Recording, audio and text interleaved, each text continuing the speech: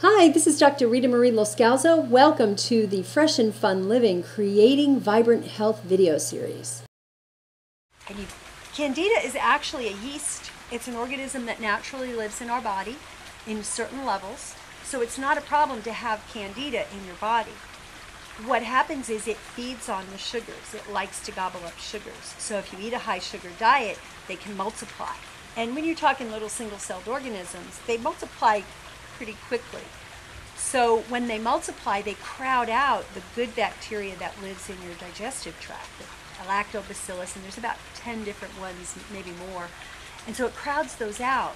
And so what it does is it creates digestive disorder, but it also produces toxins that can get absorbed into your bloodstream. So it can create systemic problems. It can create, some people have skin problems, brain fog. That was part of my problem when way back when, is that, I had this brain fog and this all kinds of symptoms that don't necessarily relate to digestion, but it also creates digestive problems as well.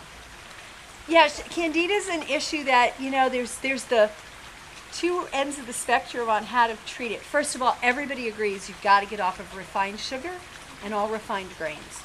Yeah, done. And most processed, anything that's, even if it's a whole wheat bread or a whole grain, wheat can trigger it. The only grains that don't actually trigger it would be millet and quinoa, because they're alkaline forming. But so yeah, definitely the sugars and the processed foods, the bad fats.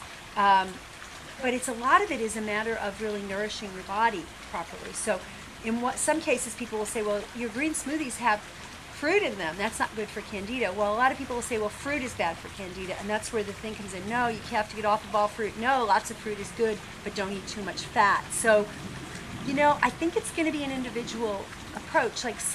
I would say get off of all the refined sugars and then do fruit, the low glycemic, the low sugar fruits in moderation, and just see how that goes. And you should see a change in the symptoms pretty quickly. But things like green apples and grapefruit and berries tend to be lower sugared fruits, which don't generally trigger Candida because they have so much nutrition that can help.